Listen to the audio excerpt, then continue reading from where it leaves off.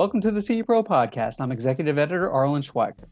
With home networking becoming one of the most in-demand tech categories during the pandemic, one company that's really helped integrators serve their customer needs is Access Networks. Recently, it also made news as founder Hagai Feiner handed over the CEO reins to Bryce Nordstrand. I talked recently to Hagai and Bryce to learn more about why now was the right time for this move, what Bryce and Access Networks have in store for 2021, and how Hagai plans to further stamp his legacy on the industry.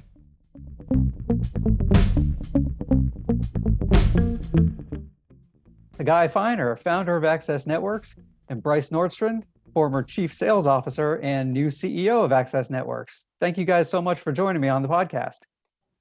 Thank you. So guys, let's just start off by, just giving a brief overview of the company. We've certainly covered it quite a bit on CE Pro over the years, but just in case there's still some integrators who are unfamiliar with Access Networks, who you guys are, how long you've been around, what you do, and how you differentiate yourselves from the competition. Hagai, I'll have you handle that one to start us off. Sure. So Access Networks has been around since really 2003. We were very small. I was a one-man show for a long time. Really started growing at a rapid rate in 2010. And the premise and the existence of Access Networks really came to be when I met an integrator at a very nice home in Beverly Hills. And I realized that no one was really installing a network. They were just installing all the AV equipment. They didn't have anything on the network except for the Crestron processor at that point. So Wi-Fi and a hardwired network didn't really make sense for them to go and deploy. And in those conversations and watching them work and all of the amazing things they were installing, I started thinking, hey, we could really build a business off of this and service all of these guys' clients. Because at the time, this was my only client where I was doing their home. All the other business I was doing was commercial. And I connected with Signals Audio Video. Took a couple of months for Todd DeAngelis to take my call and actually have a meeting with me. He kept trying to put it off and ignoring me, and eventually decided, all right, I'll put this to bed and take this guy's call and meet with him. Yeah, now everyone takes your call first thing. And so ever since then, by the way, Signals Audio Video is still a client, and I'm very proud of that fact. Not a lot of technology companies get to keep clients and say, our first client is still a client almost 2 decades later. Really learned integration.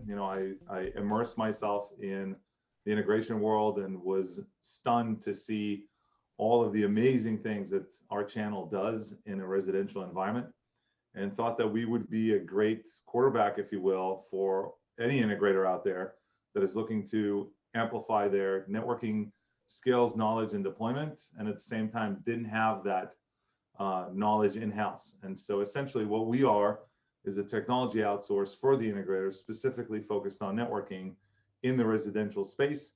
And we do everything that we do with enterprise-grade networking gear. So we work with Ruckus and Sophos, and so you can order a complete system from us. We have a design process. We'll do site surveys and hold your hand from soup to nuts and let you go deploy any size network you want, any job you could bid, and make sure that it's successful. So. Guy, when would you say was kind of that tipping point between, home networking being a thing that you guys did and when it really became this kind of mission critical thing and all these devices are going to be on the network? Was there a moment you could, or a year that you can kind of pinpoint when that really sort of turned the tide?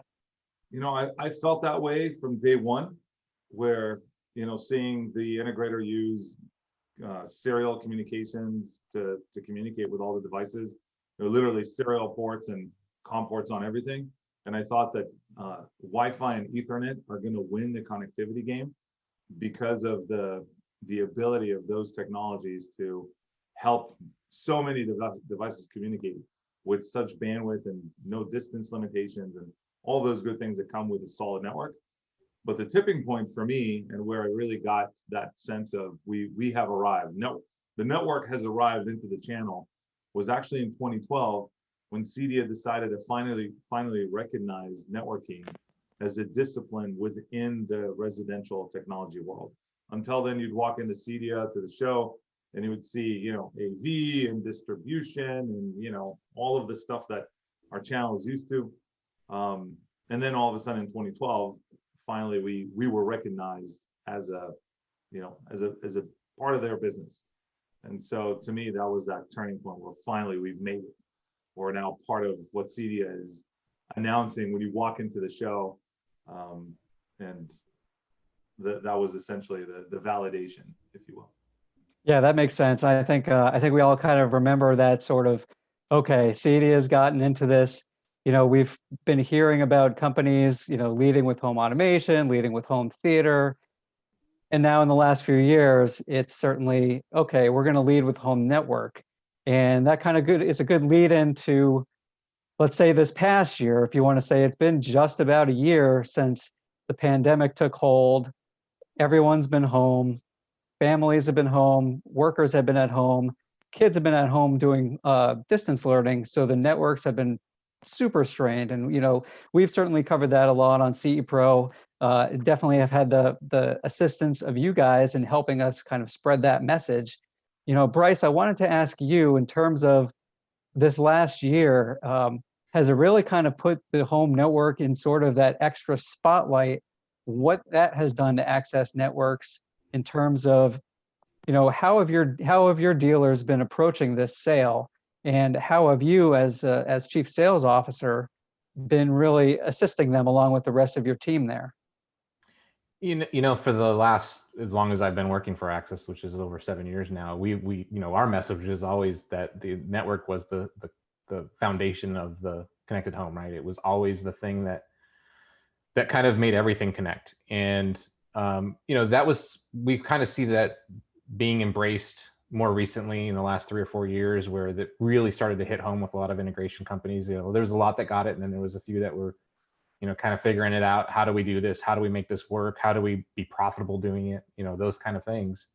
And this last year, it's just, the proof is in the pudding. As soon as you start stress testing these networks with everybody at home, with dad working from home, mom working from home, the kids going to school from home, and you have a huge emphasis on upload speed regardless of download speed now, and those having to be somewhat symmetrical in a lot of cases where we didn't see that in the past, and the capabilities of the products that are in the home being able to support higher ISP speeds, and that also what we would call airtime fairness. So making sure that these devices can all operate at their required bandwidth and their required capability, while making sure that other devices can do the same thing. That's something that really wasn't evident, especially outside of our product line. So in other manufacturers' lines, it was something that really wasn't being stress tested on a daily basis, on an hourly basis.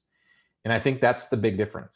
When we started seeing this uptick for us on the number of solutions that we were shipping out in the field, it really came down to other solutions that were just kind of falling flat when they were stress tested in this way.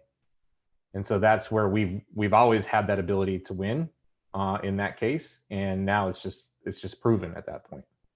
Yeah, I would think that the numbers kind of started popping like a pinball machine during during the last summer, especially as people needed to prepare a bit more for when, hey, when are these schools going to open? Oh, it seems like everyone's going to at least be starting the fall with everyone at home. What about in terms of the dealer support? Giving them a better handle on here, how you start this conversation, how you demo the products. Obviously, I guess it depends on how comfortable people were with having a dealer in their home. I know we recently ran an article about one of your dealers in Connecticut, I believe, who was doing some side-by-side comparisons, where he'd walk through the home, he'd have the DIY type product, off-the-shelf product there, and then show the difference between yours. What about different things like that, or even education when it comes to adding more access points in a home, things like that, Bryce? How did those conversations go? Yeah, for us, it wasn't any different, because we've been doing that message for years. We've been screaming from the rooftops about, Wi-Fi coverage and how many APs per square feet or square foot of the home. And what kind of things you need to ask your client about how they use their devices, what kind of devices they have. And we've been saying this stuff for years, and we've been screaming it from rooftops for years. And when you're at the rooftop now and somebody down below is saying, what? What did you say? Okay, now I get it. It wasn't for us in the education side and the proposition that we bring as a business, as a company, as a partner. It really wasn't a change in anything that we had to do there. We just had a huge influx of people that we had to communicate that to effectively. And so the message wasn't different. It was just how we had to go about delivering the message in an effective and efficient manner. Yeah. So your existing dealers were already super well prepared with what to do. What about, were you picking up many new dealers last year? Or did you have a lot of guys come to you and say, hey, I used to install this, but clearly what my clients needing now are really some enterprise grade stuff? Yeah. So, it's one of those things when you, and we all experience this at our homes, more so probably than our places of business. At our home, when something's not quite right at your home, you have this reaction of, I'll go to dinner. I'm just going to go out to dinner. I don't need to worry about that. Or, hey, this isn't, the backyard's not quite the way we want it to be, but let's go on vacation. And we don't have to worry about our backyard. Work on it down the line. Right. You can't go on vacation. So now you're sitting in your backyard going, well, I want to sit outside and work, but my Wi-Fi sucks out here. So I need to fix that. So that's the mindset that we saw just explode beginning in Q2. And you were talking about the pinball machine. It wasn't a pinball machine for us. It was the pinball went to the top of the machine and just stuck there. And and it was on tilt. Yeah, it was on tilt. We had to stay up with that pinball, at the top of the machine the rest of the year. So, and we're still feeling it now. It hasn't really changed. Gotcha. So, clearly, as we've kind of talked about over the years, it's safe to say that your company has really carved out its name in this industry and really been a leader in the field. So that kind of leads us into, the big recent announcement that we want to talk about, which was Hagai's handing over the reins to Bryce as CEO. And Hagai, talk to us from your perspective. Why was now the right time to do that? So initially, the plan was really to observe what happens in 2020 and make that decision in 21, and towards the end of the year, probably make that announcement. And the reason we pushed up the timeline is because we were ready. Bryce had been ready. Bryce ran his own business and is still involved in it from time to time, day to day, which is an integration business. He comes from an integration background, and he understands our clients, I think, better than anyone inside Access. And so in the last couple of years, we've been working closely ever since we've decided we're going to start walking in that direction. He's been part of every decision that I've made. And in a lot of ways, like you said, maybe I'm the face of Access, but in the background, there is, Bryce pulling all the levers. And so I'm perfectly happy and okay with it, because I don't need to be, everything for everyone. I can play my role, the role that the company needs me to play, and allow players that are stronger than me to step into roles where that's their destination. And so I really felt that Bryce not only has shown us what he can do, and if you look at our growth trajectory since he took the chief sales position, it's just been like this, and a lot of it's been steady. And of course, it's always been the same message, which is what we believe is our truth, is that we are the best, because we are. We really believe that. It's not something arrogant. It is true. And so we've sent that message out to the industry. We've repeated that message. We've performed accordingly in the field. We've supported our integrators, and Bryce has been spearheading those efforts. And so who better than someone who understands the business, takes ownership, leads the team, and then ultimately delivers the results. And so in a year like 2020, such a difficult year, in March, nobody knew what this is going to do to our channel. Come to find out, our channel is essential. Come to find out, of course, home networking is a category that's probably growing the fastest in our channel. And we've seen so much work where even everybody here in the office went home. Everybody worked from home except for logistics. and we've still managed to pull through and grow and help our clients deliver these solutions. And so the time is right, and here we are. Awesome. So it sounded like you had every confidence in Bryce in terms of both a business mindset with dealing with this kind of change, but also from, you know, a personality standpoint, that he has the fortitude to handle this. Yeah, I've had some conversations early on with key individuals where I value their opinion, and threw this out and said, well, this is where we're going. What do you think? And all votes of confidence. And so I knew it's going to be a successful transition, and I also committed to making it one, and I still am. And so in a sense, I work for Bryce now. If he needs something from me, I'm here. I'll do whatever I need to do to make us successful, and everybody is on the same boat with us, doing the same thing.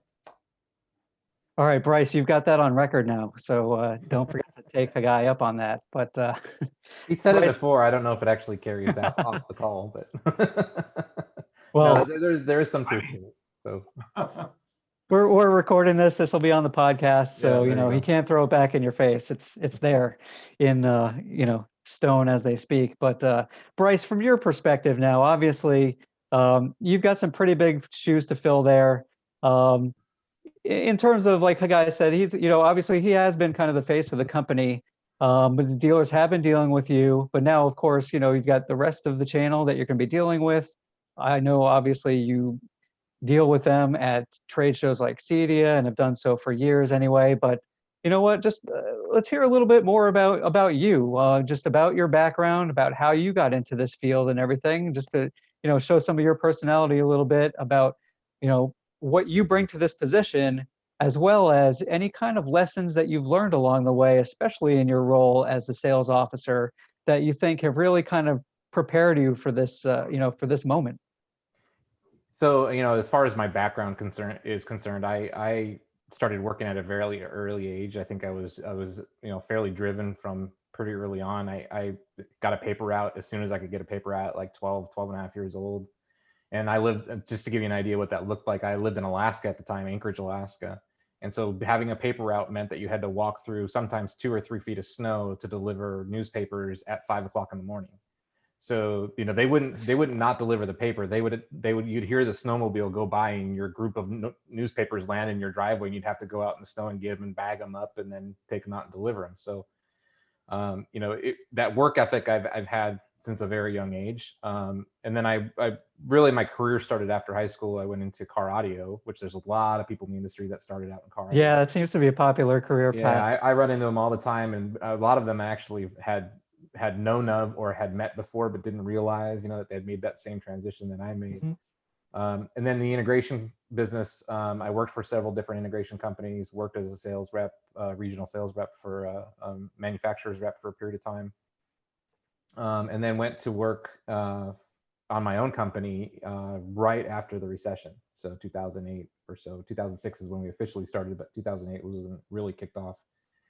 Worked as an integrator for a period of time. And then in 2012, I was what they called the integrator in the booth for Access Networks at CEDIA. So I was there speaking the language of the integrators, you know, because I was feeling the same pain they were feeling, especially at that point with all of the new technologies that were being added to the network, and that really starting to have critical mass in the market.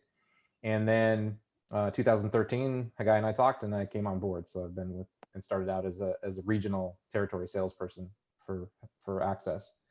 You know, I think what the things that I've learned most probably around this whole transition, and then just moving through the Access Networks over the last few years, is probably just put your head down and continue to work. I mean, you know, there's times where it's easy to get when we hear things in the market, when we see things happening in the market, when we see acquisitions, you know, that may or may not affect us, you know, and you see those things, and your knee-jerk reaction is to go like, wait a minute, how does that affect us? What are we going to do? You know, you start to round all the troops and you go, how are we going to deal with this? And then you think about it and you step back and you go, wait a minute, there's nothing wrong with what we're doing. What we're doing is working. We put our head down, we do the work, we stay the course, we listen, And that's one of the other big lessons that I've learned is what I brought to Access Networks was a point of view and of the integration of the integrator of those companies. And that's what Hagai liked about my message, I think, when we first met, was I can bring this to Access and we can take this with us and make really change how we interface with our partners. And you can't lose sight of that. So can you grant all the wishes? Absolutely not. But can you listen to all the wishes and figure out which ones you can grant? Absolutely. And that's what we should do as companies in this industry, especially in an industry that is still so young compared to other professional trades that are out there. You look at, plumbing and electricians and all these things. These are 100-year-old and sometimes more than that industries. So when we are listening to integration companies about what they need, what they want, where they want to go, where they see their businesses going, we're all in this together to make sure that we create an industry that continues to exist. And that when we talk about partnering, that's what we're focused on. That's what we as a company look at and say, how do we make sure that we deliver the finest network experience? And if we can't do that, how do we make the relationship right regardless of that? So, that's a lot of where I really have taken what I've taken out of my time so far with Access. Yeah, it's a great point about the industry too. And it's something that I don't think, many guys tend to think about, but when you put it into context with those other industries, and I think of even like the electronic security industry coming from the physical security industry that goes back, 150 years for some of those brands. Absolutely. It's amazing to think about. We're infants. I mean, we're Exactly. just starting to walk, Exactly. And as we're doing that, we're evolving and we're picking up new categories, new product offerings, things in the portfolio. I'm sure the guys who started back in home theater could not have envisioned how important something like the network would eventually become back when we were using 56K dial-up or something. Yeah, I think the biggest thing about it though too, if you look at what's happening, we're an infant industry that's just starting to get its legs under it, and we're in an industry where the technology moves faster than the industry. So we've got two things that we've got to contend with. Where if you look at plumbing, I mean, they make great accomplishments in new plumbing fixtures and new ways of doing things, but how quickly is their technology moving ahead of their trade? It's not nearly the same as what we see. Right. So it's a very interesting. I think that's one of the reasons why I love it so much, is just because there's so many challenges and so many new things every day that you've got to contend with, and you've got to look and you got to have a team of people around you and partners around you that take all of those things on the chin and, all right, let's put our head down, let's figure this out, and let's move forward. Yeah, and it's always exciting to hear about companies, brands that are changing and doing and taking on those challenges, and integrators that are taking on those challenges in new and exciting ways. From our standpoint at CE Pro, it's we learn from everyone that we talk to, so it's great in that way. Yep. Now, speaking of new challenges, Hagai, we wanted to get back to you. Obviously, you're going to be helping Bryce with the transition, like you mentioned, and you're going to be on the executive board there. But it sounds like you have your own exciting new plans in the works in terms of a career move. So what can you tell us about this and how it's been inspired? Ooh, that's a big one. So I would like to touch on a point that Bryce just made regarding our industry and where we're positioned in the home. And then I'll switch over to your question. I think that it's time for the CEDIA channel to strive to become the first trade, not the fourth. Meaning, when you design a home, initially it's mechanical, electrical, plumbing. What we do should be right up there with those trades, if not the first thing you think about, because technology is evolving so quickly, and because if we've learned anything in the last 12 months, is that we are critical to the home, and maybe more so than other trades. Sure, you need power in order to function, and you need water and plumbing and HVAC and all of that. But what is that home worth to you as a homeowner without all the tech in it, and especially connectivity? And so I think that's a good goal for all of us to strive for. And I'd love to see CEDIA, both CEDIA and Emerald, go after something like that.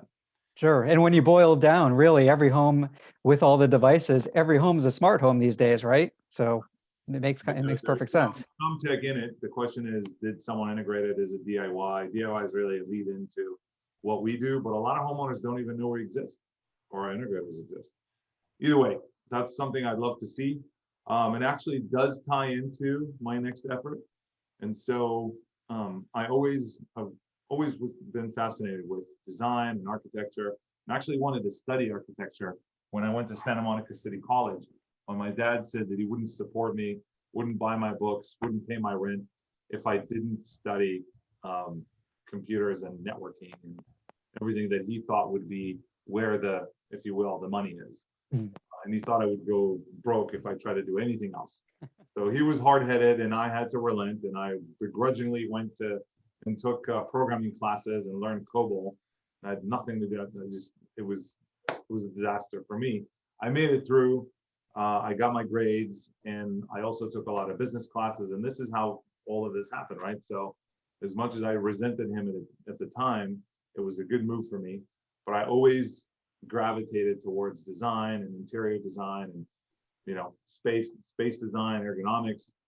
And I was afforded the opportunity of kind of getting back into it through Access Networks when I actually visited the now non-existent Meridian space in New York and saw that they had this huge kitchen in the middle of their office. And I was so impressed with that and decided to take that back to Access, and that yielded our third office in Encino here, which had a wonderful kitchen. We constructed it on our own. We leased that space, ultimately ended up buying a building here in Valencia and replicating that setup here, but, you know, bigger, better. And really seeing the construction process and the product that you can yield made me think about not just the space and my passion for it, but culture. What does that breed when you create beautiful spaces and comfortable spaces for your team, when you insist on every detail? And that is really kind of the tie back into real estate and design work that I've had, and it helped improve lives here at the office. Same thing happened when we bought the Easton building. I was very passionate about that location, that space. And Right, that's out in Pennsylvania, right? Easton, Pennsylvania. Yep. And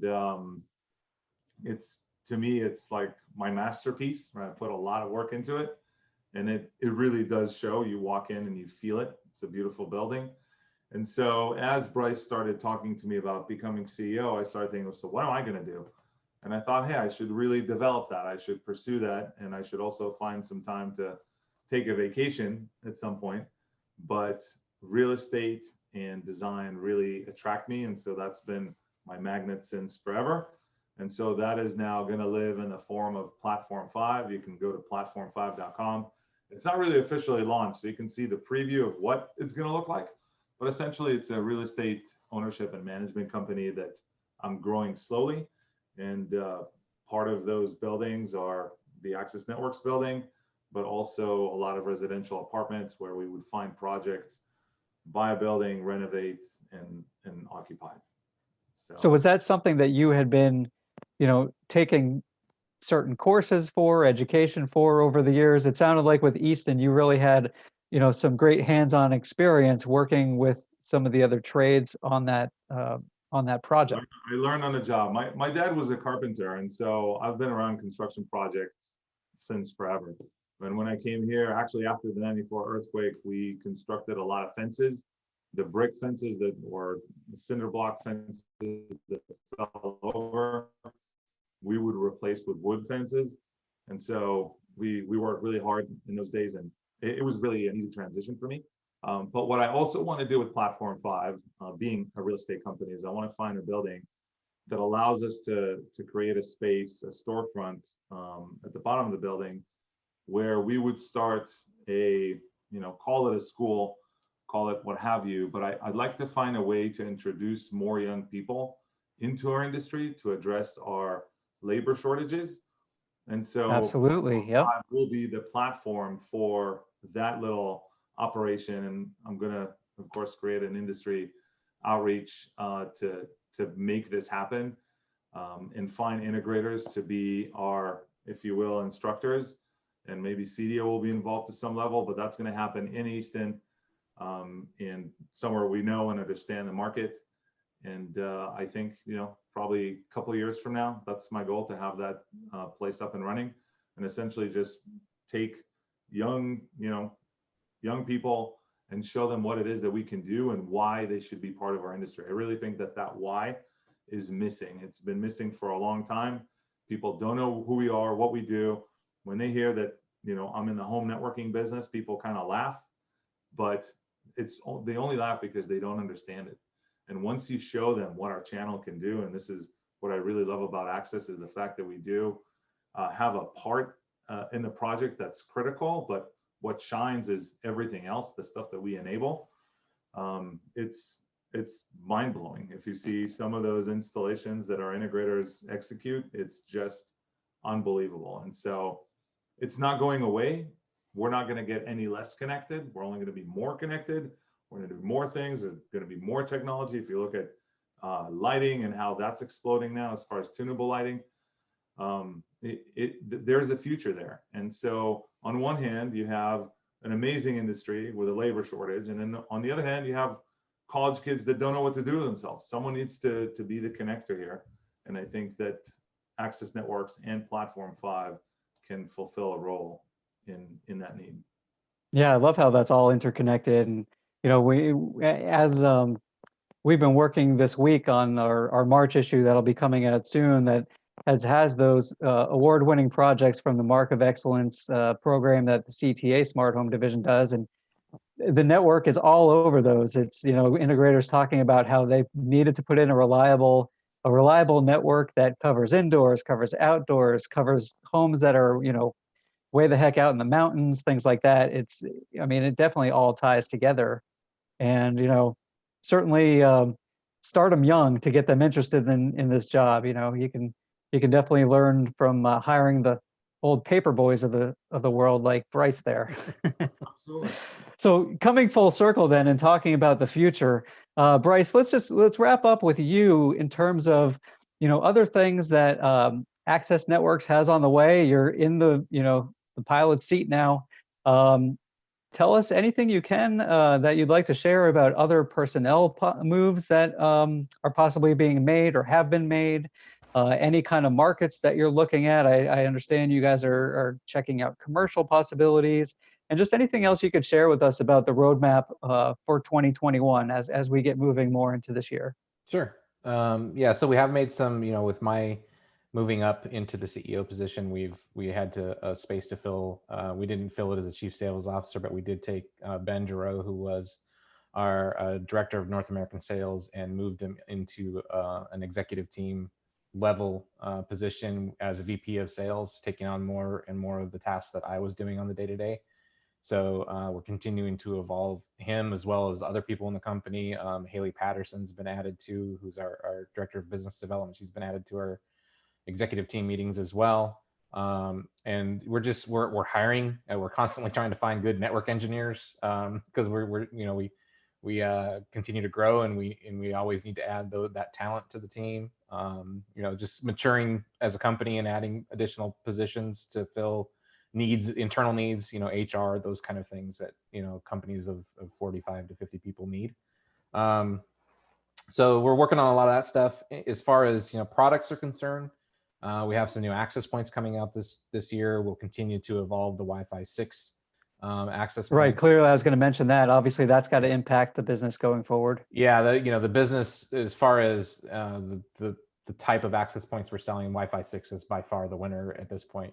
If you were to total up all of the different models out there, we still have some very good options for non-Wi-Fi 6, but it's pretty much Wi-Fi 6 or die at this point.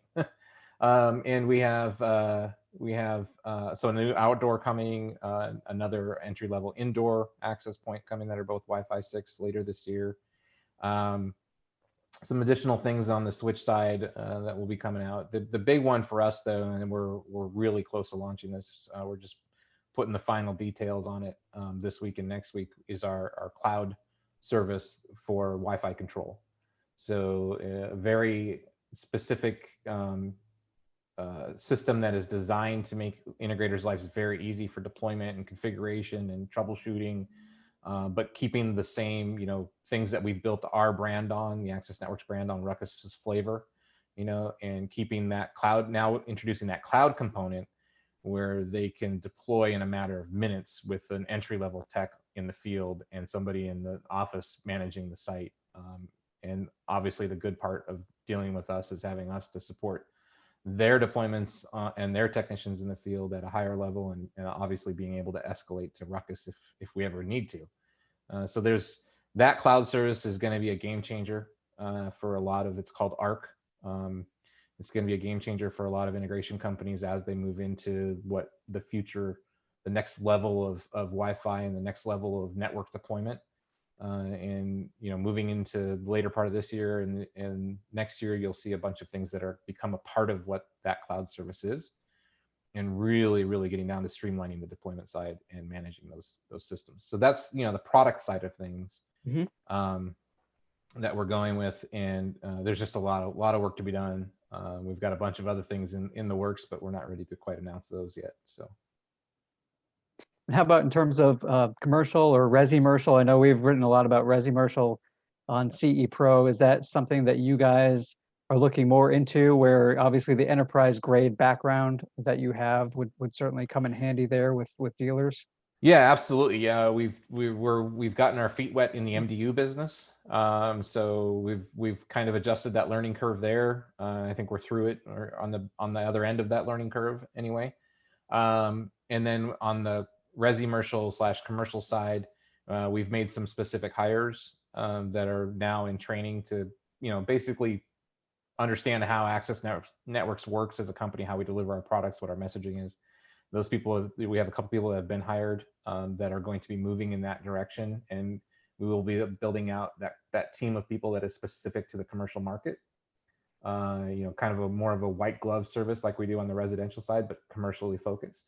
And obviously our systems play well in commercial because we use enterprise, so it makes it relatively easy for us from the network configuration side.